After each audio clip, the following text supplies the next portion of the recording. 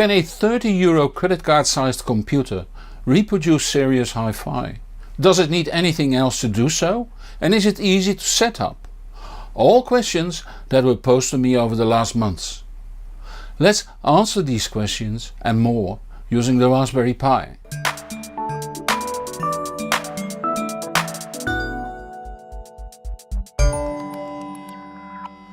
Nowadays there are many credit card sized computers and some of them are more powerful than the Raspberry Pi. But the Pi is by far the best supported. If you're very handy with Linux, the operating system that is mainly used in this type of computers, be adventurous. If not, stick to the Raspberry Pi. For normal music reproduction, the Raspberry Pi 2B and 3B are well suited. The current 2B version 1.2 lacks radios for Bluetooth and Wi-Fi, which is good for the sound and less if you need either. The 3B is fitted with Bluetooth and Wi-Fi. The 2B costs slightly under €40, the 3 slightly above. Then you need a microSD card. This is a tiny memory card that accesses the hard disk of the Raspberry Pi, and you later have to copy the program onto it. Don't be frightened, it's really a piece of pie, cake. Depending on the size and the speed it will set you back €5 to €10. Next you will need a sound card. The Raspberry Pi does have an audio output, but that sounds horrible. There are 5 ways to go. Use the HDMI to a AV receiver. Use an external sound card, a so-called DA converter. Connect it over USB to the Pi. Use a sound card mounted on the Pi that outputs the digital signal, the so-called SPDIF signal, to a digital input on your stereo. A sound card mounted on the Pi that does a digital to analog conversion, or the sound card mounted on the Pi that not only converts the digital signal to analog but also contains a simple amplifier so you can connect your loudspeakers directly to it. The best quality can be achieved with the SPDIF option, provided your stereo has a digital input and does the conversion properly. Second best is HDMI, and third is the digital to analog conversion done by the sound card if you choose a quality sound card. They vary from €30 to €130, but it is difficult to say what you will need since it depends on your stereo and how critical you are. Sound cards with integrated amplifiers provide a relatively low quality, although when combined with €200 speakers, better than many Bluetooth speakers. Using the external sound card over USB is limited by pollution of the USB connection caused by the Raspberry Pi. No problem for the cheaper options, but not really suited for better ones. So we're adding up 40 plus 5 plus €30 makes €75 for the cheapest option, or 40 plus 10 plus 130 for the top-notch sound card with digital to analog conversion, adding up to €180.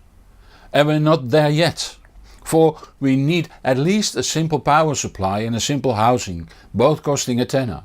So the simplest version will set you back €95, the top-notch version €200. The €10 costing power supply does have a negative effect on the sound. That's okay for the low cost option, but the top-notch option, the extra money paid for the sound card, would be a bad investment.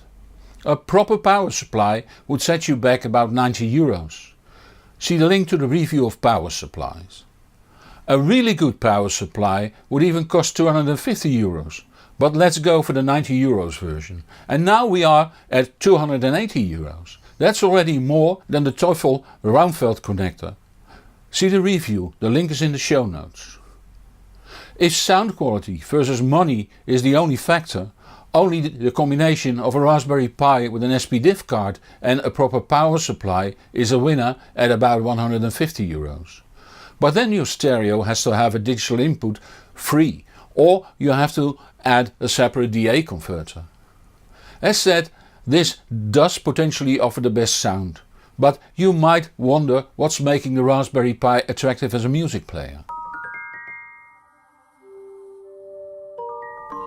Of course, To some, putting a Raspberry Pi player together is just fun. To others, the apparently low price does it. A remark I frequently hear is, I use that €30 credit card sized computer for my music. You know better now, although some MacGyver types might be able to spare a bit by making their own housing and power supply. Then it's not about the money but about being a happy DIYer. And that's fine. For most, the appeal of the Raspberry Pi as a music player will lay in the versatility. You can have the Pi emulate a Squeezebox, play over AirPlay, be a Roon ready endpoint, or just a standalone player controlled by your smartphone or tablet. And you can do it all with the same hardware. Simply change the microSD card for one containing other software and you're set. There are some caveats though. Like the Windows hardware of old, drivers are essential and not all sound cards are supported by all software, so check that before you start. That leads to the question what software to choose and how much it will cost. As with all software, there's far more available than I have experience with. But I do have experience with several types of player software. Let's start with using the Raspberry Pi as a standalone player. Most software will be based on the standard Linux music player called Music Player Daemon, MPD for short. A programmer just uses the MPD and builds a user interface around it. My favorite program using this approach is Volumio. When you install it and set it up for use with your sound card, you only have to add a storage device containing music.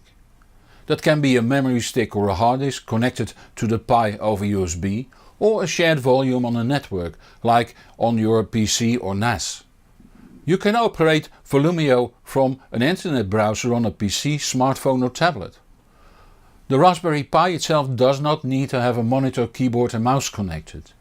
For both iOS and Android devices you could also use an app that is MPD compatible, and there are many of them with names like MPod, MPad, Cobble MPD, MPD Lux, ReMPD, you get the idea. Comparable programs are for instance Roon Audio and Mood Audio Player. Another approach is to use the Raspberry Pi only as an output device and have the catalog managed by another computer or by a NAS. Very popular is the Logitech Media Server program that does the cataloging, while the Raspberry Pi is sent audio and metadata. The Logitech Media Server, LMS for short, has been developed for the Squeezebox renderers, so you have to use a Squeezebox emulation program on the Raspberry Pi. A good example is PiCore Player that was used in the review of the Audiophonics RaspTouch. In that case the LMS can be controlled from the touchscreen of the RaspTouch, but also using a browser or smartphone and tablet app like with Volumio. Any Squeezebox compatible app will work. Alternatives are Squeeze Player and Squeeze Lite.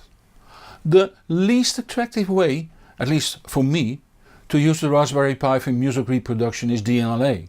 An archaic protocol made up by the big consumer electronics companies to view videos, photos and music over the network a quarter of a century ago.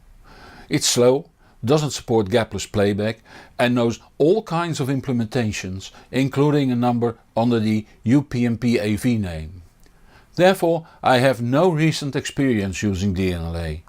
The most attractive way to use the Raspberry Pi is as a Roon endpoint.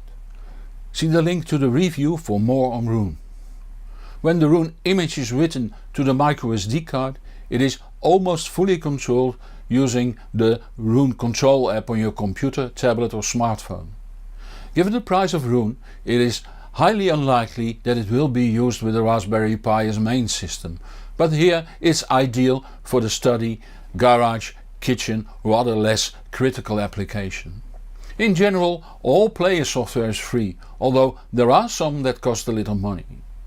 The programs I mentioned are all free and work like a charm, including the Roon Bridge software. But with Roon you have to subscribe to use the server software. €120 a year or €500 for a lifetime subscription. The Raspberry Pis mentioned have a 20-pin extension connector for connecting extra boards like a sound card. To install a sound card, you first screw on the spacers that should come with your sound card. Then carefully push the sound card on the extension connector and finish up by fixing it using the supplied nuts. If you also have ordered a housing, which you should, follow the instructions that came with it and mount the Raspberry Pi in the housing. The next thing you should do is download a so-called image of the player you have selected. This must be done on your Windows computer or Mac. An image is the content of a hard disk, or in this case a microSD, that acts as a boot drive for the Raspberry Pi. This file will have a name that ends on .img. Windows users now have to download Win32 Disk Imager. Mac users should download PyWriter. Links to both are in the show notes. Install this program and run it. Now you have to stick the microSD card in your computer. Some computers have a slot for microSD. If not, you should have an adapter to full-size SD or USB depending on your computer. These adapters are available from the same source you get your microSD card from. Win32 Disk Imager or PyWriter will ask you what SD card to use, then what image to use, and ask you if the copying can be started. After a few minutes the program will report it has finished. Take the microSD card out of the computer and stick it in the card holder on the Raspberry Pi. Connect the power supply to the Raspberry Pi and wait for it to boot. Depending on the player chosen, you might have to start the browser and type in a name like volumio.local to get the user interface. Sometimes you need to type the IP address of the computer that indexes the music, followed by colon 9000. For instance 192.168.0.12 colon 9000. If you use an app to control it, you might have to point the app to the server software or the Raspberry Pi. To know what to do exactly, see the website of the player software. A review of Volumio Player is already online, see the link below this video in YouTube. Other players mentioned will follow here. So if you want to stay informed, subscribe to this channel or follow me on Twitter, Facebook or Google+. See the show notes for the links. If you have a question, post it below this video, but please don't ask me for buying advice. See my About Questions video to find out why. If you like this video, please consider supporting the channel through Patreon and see super exclusive videos too. Just $1 a month will do. The link is in the show notes. And don't forget to tell your friends on the web about this channel. I'm Hans Beekhuizen, thank you for watching and see you in the next show or on thehbproject.com. And whatever you do, enjoy the music.